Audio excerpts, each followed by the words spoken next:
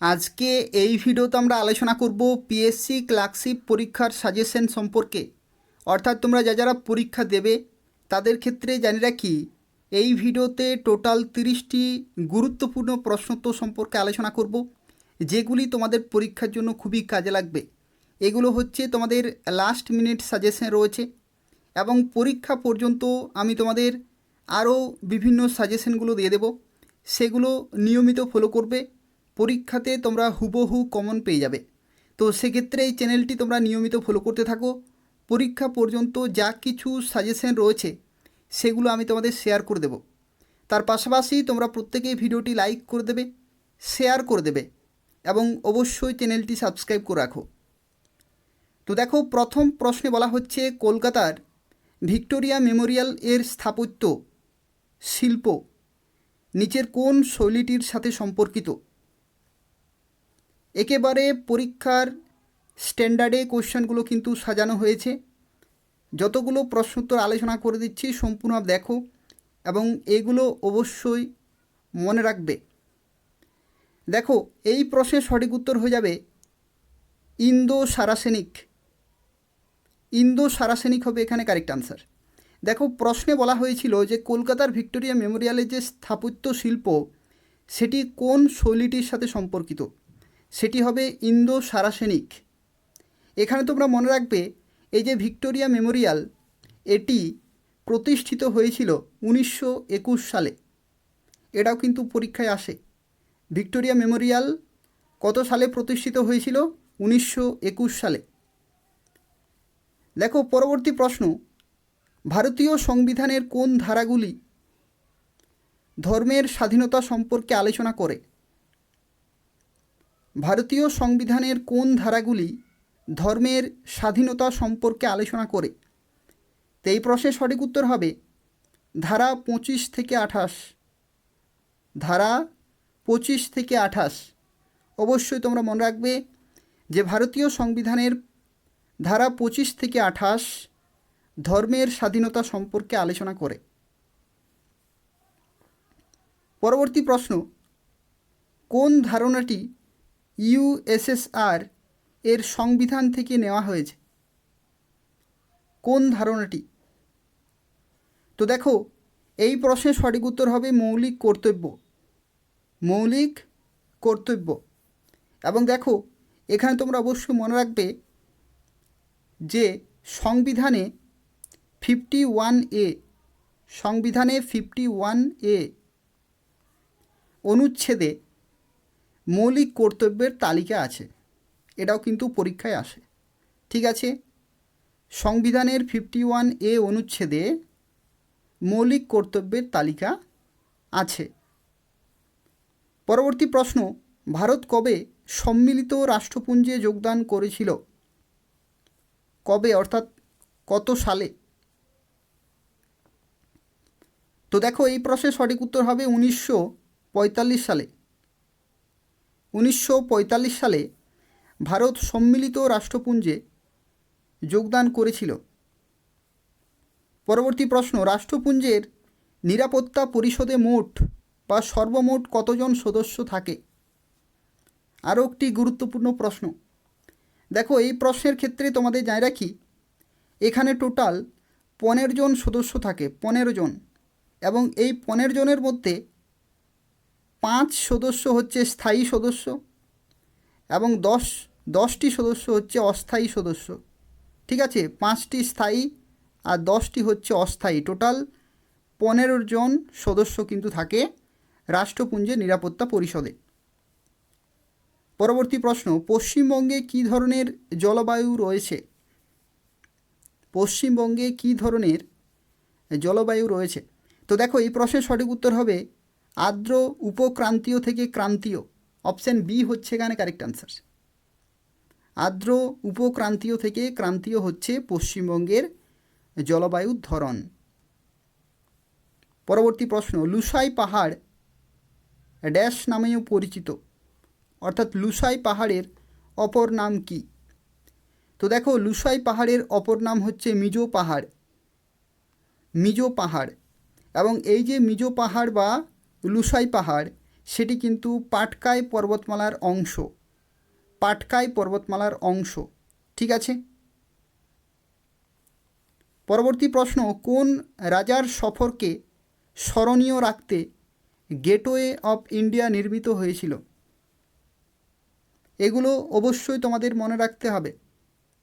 কোন রাজার সফরকে স্মরণীয় রাখতে গেটওয়ে অফ ইন্ডিয়া নির্মিত হয়েছিল? তো এই প্রশ্নের সঠিক উত্তর হয়ে যাবে রাজা পঞ্চম জর্জ, রাজা পঞ্চম জর্জ।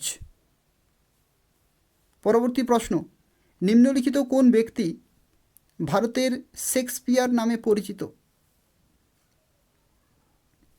নিম্নলিখিত কোন ব্যক্তি ভারতের শেক্সপিয়ার নামে পরিচিত?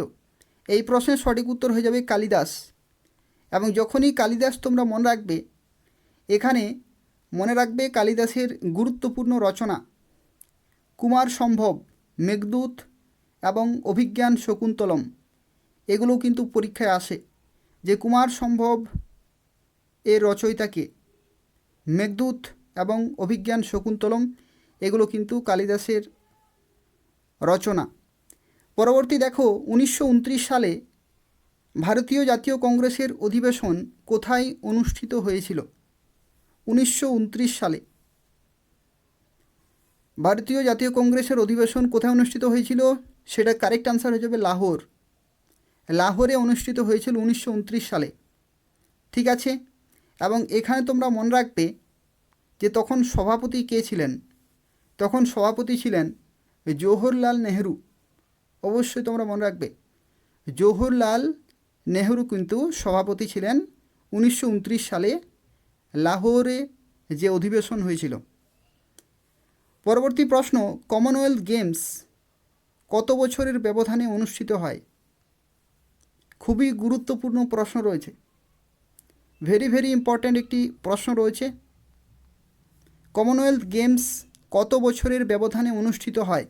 তো দেখো এই প্রশ্নের সঠিক উত্তর হয়ে যাবে 4 বছরের ব্যবধানে অনুষ্ঠিত হয় কমনওয়েলথ গেমস। এবং তোমরা এখানে আরও একটি তথ্য মনে রাখবে, এই যে কমনওয়েলথ গেমস রয়েছে এটার যে সদর দপ্তর, সেই সদর দপ্তর হচ্ছে লন্ডনে। সদর দপ্তর কোথায় অবস্থিত? লন্ডনে। পরবর্তী প্রশ্ন, the archaeology of ancient Indian সিটিজ, the archaeology of ancient Indian সিটিজ বইটি কে লিখেছেন? তো এই বইটি লিখেছেন দিলীপ কুমার চক্রবর্তী। দিলীপ কুমার চক্রবর্তী, অপশন বি হচ্ছে এখানে কারেক্ট আনসার। পরবর্তী দেখো, খুবই সহজ একটি প্রশ্ন রয়েছে, আশা করি সবাই এই প্রশ্নের উত্তর পারবে। এই প্রশ্নে দেখো বলা হচ্ছে নিম্নের কোন নদী পশ্চিমবঙ্গে প্রবাহিত হয় না? তো তোমরা অবশ্যই জানো যে পশ্চিমবঙ্গের যে নদ নদীগুলি রয়েছে, তিস্তা রয়েছে, জলঢাকা রয়েছে এবং রায়ডাক রয়েছে। তো সেক্ষেত্রে সঠিক উত্তর হয়ে যাবে সিন্ধু। সিন্ধু কিন্তু পশ্চিমবঙ্গে প্রবাহিত হয় না। পরবর্তী প্রশ্ন, প্রথম ভারতীয় স্বাধীনতা যুদ্ধ কখন শুরু হয়েছিল? এটি খুবই গুরুত্বপূর্ণ একটি প্রশ্ন রয়েছে, ভেরি ভেরি ইম্পর্ট্যান্ট একটি প্রশ্ন রয়েছে। প্রথম ভারতীয় স্বাধীনতা যুদ্ধ কখন শুরু হয়েছিল? তো দেখো এই প্রশ্নের সঠিক উত্তর হয়ে যাবে 1857 সালে। 1857 সালে। এখানে তোমাদের জানিয়ে রাখি, এই যে প্রথম ভারতীয় স্বাধীনতা যুদ্ধ এটাই হচ্ছে সিপাহী বিদ্রোহ, এটাই হচ্ছে সিপাহী বিদ্রোহ।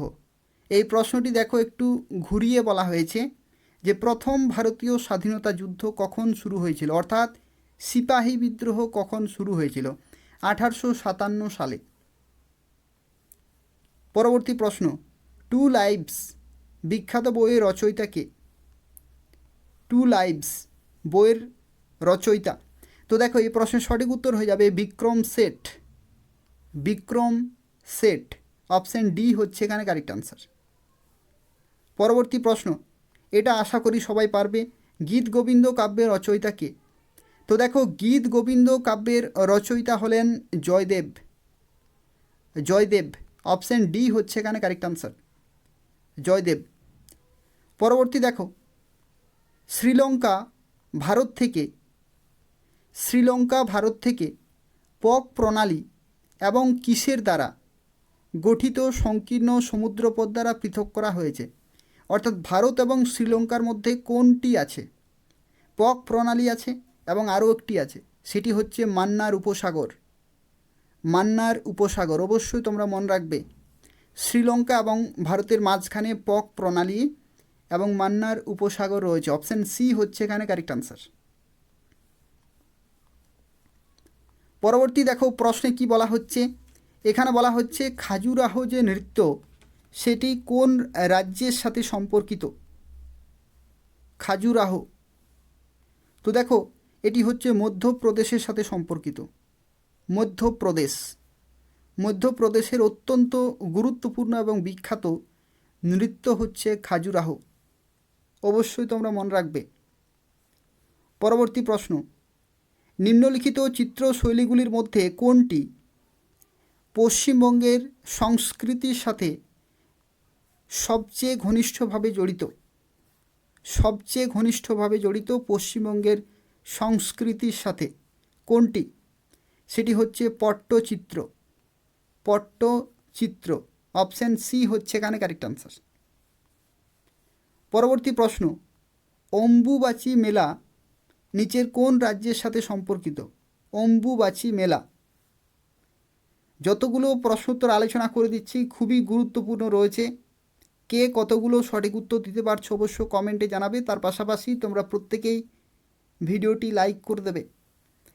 দেখো এই প্রশ্নের সঠিক উত্তর হয়ে যাবে আসাম। অম্বুবাচী মেলা খুবই গুরুত্বপূর্ণ, আসামে দেখা যায়। পরবর্তী প্রশ্ন, ইউনেস্কো বিশ্ব ঐতিহ্যবাহী স্থান অর্থাৎ যেটি হচ্ছে সাঁচি স্তূপ কোথায় অবস্থিত? আশা করি সবাই পারবে, এটা পরীক্ষায় বিভিন্ন পরীক্ষায় বারবার আসে। মধ্যপ্রদেশ হবে এখানে কারেক্ট আনসার। মধ্যপ্রদেশ, ইউনেস্কো বিশ্ব ঐতিহ্যবাহী স্থান যেটি হচ্ছে সাঁচি স্তূপ সেটি মধ্যপ্রদেশে অবস্থিত।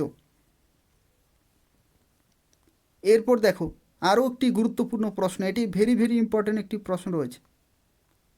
বিসমিল্লা খান কোন বাদ্যযন্ত্রের সাথে যুক্ত? বিসমিল্লা খান, তো দেখো এই প্রশ্নের সঠিক উত্তর হবে সানাই। সানাইয়ের সাথে যুক্ত বিসমিল্লা খান। পরবর্তী প্রশ্ন, আমজাদ আলী খান কিসের সাথে যুক্ত? আমজাদ আলী খান, তো দেখো এই প্রশ্নের সঠিক উত্তর হবে সরোদ। সরোদ হবে এখানে correct answer. Amjad Ali Khan sarod, option A হচ্ছে এখানে কারেক্ট আনসার। এরপর দেখো পরবর্তী প্রশ্ন, এই প্রশ্নটি কিন্তু ঘুরিয়ে রয়েছে, এটা তোমাদের বুঝতে হবে। দেখো এখানে বলা হচ্ছে ঘুমুরা নৃত্য একটি প্রাচীন লোকনৃত্য, এর উৎপত্তি কোন রাজ্যে? এখানে কিন্তু দেখো বলা হয়েছে ঘুমুরা, এখানে কিন্তু ঘুম রা বলা নেই, ঠিক আছে, বা ঘুমর বলা নেই, ঠিক আছে, এখানে ঘুমর কিন্তু বলা নেই। কি বলা আছে? ঘুমুরা। তো দেখো এই দুটো কিন্তু সম্পূর্ণ আলাদা। যদি বলা হয় ঘুমর তাহলে হবে রাজস্থান, আর যদি বলা হয় ঘুমুরা তাহলে হবে ওড়িশা। এটা সঠিক উত্তর হয়ে যাবে ওড়িশা, ঠিক আছে। ঘুমর হচ্ছে রাজস্থানে আর ঘুমুরা হচ্ছে ওড়িশাতে। অবশ্যই এগুলো কিন্তু মনে রাখবে, পরীক্ষাতে ঠিক এই রকমের প্রশ্নই কিন্তু থাকবে, যাতে ম্যাক্সিমাম ক্যান্ডিডেটের ভুল হয় সেভাবেই কিন্তু প্রশ্নগুলো থাকবে। তো ঘুমর হচ্ছে রাজস্থানে আর ঘুমুরা হচ্ছে ওড়িশাতে। এই প্রশ্নের সঠিক উত্তর হয়ে যাবে অপশান এ। পরবর্তী প্রশ্ন, নিচের কোন ঐতিহ্যবাহী স্থানের স্থাপত্যের দ্রাবিড় শৈলী রয়েছে? তো অবশ্যই তোমরা মনে রাখবে দ্রাবিড় শৈলী হচ্ছে হাম্পি। হাম্পি সেটি কোথায় অবস্থিত? হাম্পি হচ্ছে কর্ণাটকে এবং এটি হচ্ছে বিশ্ব ঐতিহ্যবাহী স্থান। কর্ণাটকে অবস্থিত হাম্পি, এটাও কিন্তু পরীক্ষায় আসে যে বিশ্ব ঐতিহ্যবাহী স্থান হাম্পি কোথায় অবস্থিত বা কোন রাজ্যে অবস্থিত? কর্ণাটকে। পরবর্তী প্রশ্ন, ভারতে মিনিয়েচার চিত্রকলা কে শুরু করেন? মিনিয়েচার চিত্রকলা, তো তোমাদের জানি রাখি মিনিয়েচার চিত্রকলা ভারতে মুঘলরা নিয়ে এসেছিল। মুঘলরা, তো তো এই প্রশ্নের সঠিক উত্তর হয়ে যাবে হুমায়ুন। অপশান বি হচ্ছে এখানে কারেক্ট আনসার। এরপর দেখো পরবর্তী প্রশ্নে বলা হচ্ছে ভারত মাতার চিত্রকর্মটি কে প্রস্তুত করেছিলেন? ভারত মাতার চিত্রকর্মটি কে প্রস্তুত করেছিলেন? তো এই প্রশ্নের সঠিক উত্তর হবে অবনীন্দ্রনাথ ঠাকুর। এখানে বলে রাখি এই প্রশ্নটিও কিন্তু ভেরি ইম্পর্ট্যান্ট একটি প্রশ্ন রয়েছে, অবশ্যই তোমরা মনে রাখবে। ভারত মাতার চিত্রকর্মটি প্রস্তুত করেছিলেন অবনীন্দ্রনাথ ঠাকুর। এবং এখানে আরও একটি তথ্য মনে রাখবে অবনীন্দ্রনাথ ঠাকুর সম্পর্কিত, যেটি হচ্ছে Indian Society of Oriental Art এর স্রষ্টা ছিলেন Abanindranath Tagore. Indian Society of Oriental Art. তো দেখো পরবর্তী প্রশ্নে বলা হচ্ছে নিম্নলিখিত কোন রাজ্যে 100 ড্রামস ফেস্টিভ্যাল পালন করা হয়? এই প্রশ্নটি আরও একটি গুরুত্বপূর্ণ প্রশ্ন রয়েছে, অবশ্যই তোমাদের মনে রাখতে হবে। ভেরি ইম্পর্ট্যান্ট একটি কোশ্চেন রয়েছে। দেখো এই প্রশ্নের সঠিক উত্তর হয়ে যাবে মেঘালয়। 100 ড্রামস ফেস্টিভ্যাল পালন করা হয় মেঘালয় রাজ্যে, অবশ্যই তোমরা মনে রাখবে। পরবর্তী প্রশ্ন, মাদাই উৎসব কোন রাজ্যে পালিত হয়? মাদাই উৎসব। তো এই প্রশ্নের সঠিক উত্তর হয়ে যাবে ছত্তিশগড়। আশা করি অনেকেই জানো এটা সঠিক উত্তর, ছত্তিশগড় হবে এখানে কারেক্ট আনসার। পরবর্তী প্রশ্ন, হর্নবিল উৎসবটি কোন রাজ্যে পালিত হয়? এই প্রশ্নটির উত্তর কিন্তু অবশ্যই তোমরা মনে রাখবে, ভেরি ইম্পর্ট্যান্ট একটি প্রশ্ন রয়েছে। দেখো এই প্রশ্নের সঠিক উত্তর হয়ে যাবে নাগাল্যান্ড। হর্নবিল যে উৎসবটি সেটি নাগাল্যান্ডে পালিত হয়। অপশান ডি হচ্ছে এখানে কারেক্ট আনসার। তো এই ছিল আজকে 30টি গুরুত্বপূর্ণ প্রশ্নোত্তর, এবং বাকি প্রশ্নগুলো আমি তোমাদের পরীক্ষা পর্যন্ত শেয়ার করে দেব। তো সেক্ষেত্রে তোমরা প্রত্যেকেই ভিডিওটি লাইক করে দেবে। কে কতগুলো সঠিক উত্তর দিতে পারছো অবশ্য কমেন্টে জানাবে। তার পাশাপাশি তোমাদের বন্ধুদের শেয়ার করে দেবে এবং চ্যানেলটি অবশ্যই সাবস্ক্রাইব করে রাখো পিএসসি ক্লার্কশিপের সাজেশন পাওয়ার জন্য, এবং তার সাথে সাথে পশ্চিমবঙ্গের এবং কেন্দ্রীয় সরকারের বিভিন্ন চাকরি আপডেট সময় মতো পেতে হলে অবশ্যই চ্যানেলটি সাবস্ক্রাইব করে রাখো। ধন্যবাদ।